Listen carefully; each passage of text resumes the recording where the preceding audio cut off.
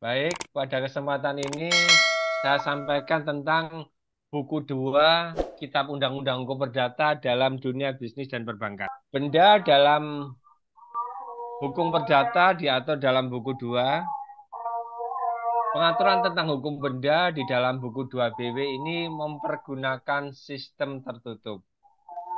Artinya orang tidak diperbolehkan mengadakan hak-hak kebendaan selain dari yang telah diatur dalam undang-undang ini. Kalau tentang orang, itu sistemnya terbuka, adik-adik. Itu di buku 3 ya, BW. Selain itu, hukum benda ini bersifat memaksa atau duijenrets.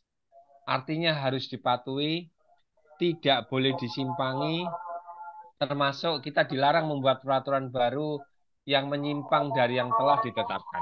Dalam hukum perdata, benda bukanlah segala sesuatu yang berwujud atau dapat diraba oleh panca indera saja, melainkan termasuk juga benda yang tidak berwujud, seperti kekayaan seseorang.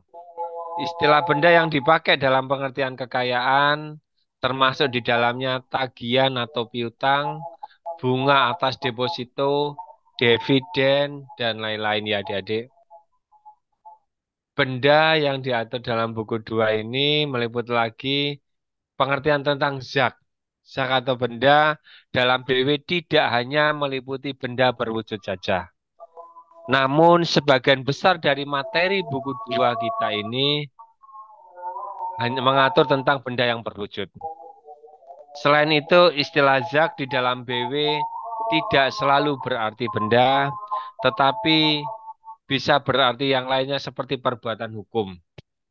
Di pasal 1792 BW ya, atau kepentingan di pasal 1354 BW, dan juga kenyataan hukum di pasal 1263 BW. Di pasal 1792 BW, perbuatan tentang perbuatan hukum, misalkan kita pemberian kuasa ya. 1792 ini tentang pemberian kuasa, yaitu persetujuan yang berisikan pemberian kekuasaan kepada orang lain yang menerimanya untuk melaksanakan sesuatu atas nama orang yang memberikan kuasa. Dan ini yang dinamakan perbuatan hukum.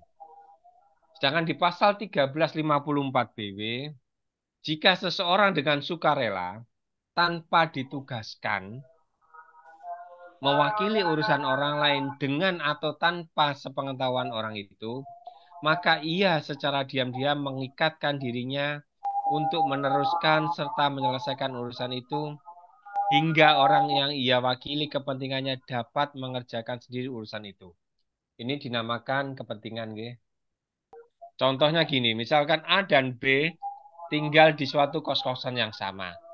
A memelihara 5 ekor anak kucing.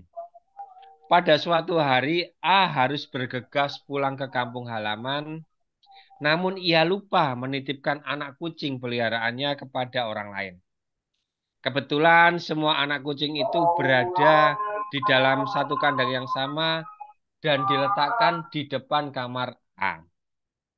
Ketika B melewati kamar A, B melihat anak-anak kucing yang kelaparan.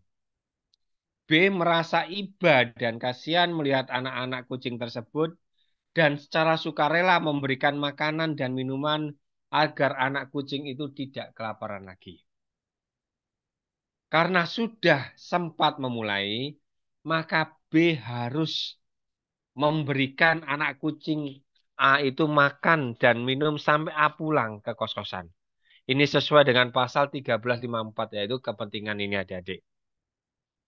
Namun karena kelalaiannya, misalkan makanan yang diberikan B tidak layak, sehingga meracuni anak-anak kucing tersebut, atau ia lupa memberi minum sehingga misalkan 3 hewan peliharaannya mati, maka B dapat dituntut oleh A.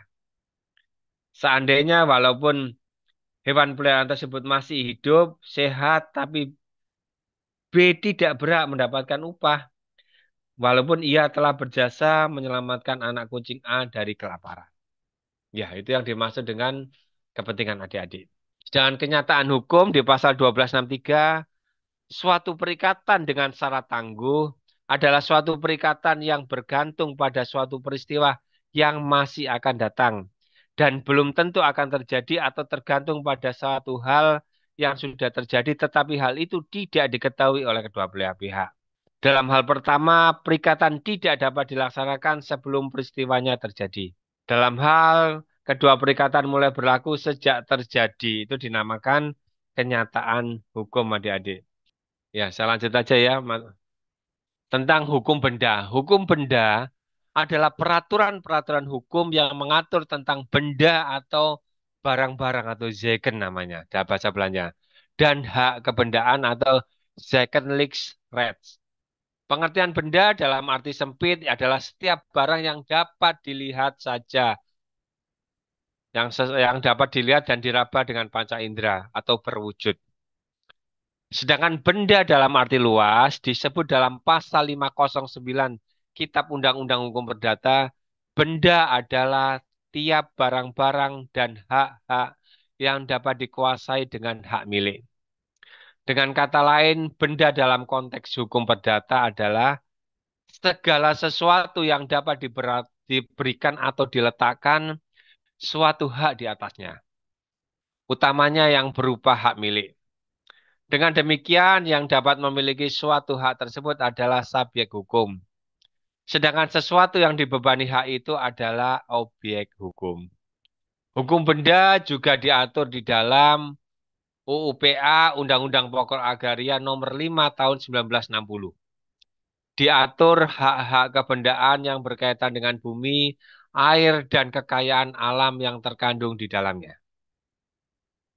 Jadi hukum agraria itu bukan cuma soal tanah ya adik-adik ya, tapi yang berkaitan dengan bumi, air, dan kekayaan alam yang terkandung di dalamnya. Undang-Undang Merek Nomor 21 Tahun 61. Ini mengatur tentang hak atas penggunaan merek perusahaan dan merek perniagaan. Ada HAKI, Undang-Undang Hak Cipta Nomor 6 Tahun 82, mengatur hak cipta sebagai benda tak berwujud yang dapat dijadikan objek hak milik. Dan yang keempat adalah Undang-Undang tentang HT, Hak Tanggungan tahun 96. Ini mengatur hak atas tanah dan bangunan di atasnya sebagai pengganti hipotek atau kredit verban. Misalkan jenengan pinjam uang di bank dengan jaminan sertifikat atau jenengan KPR ya. Sertifikat jenengan ini dipasang HT, dipasang hak tanggungan ini.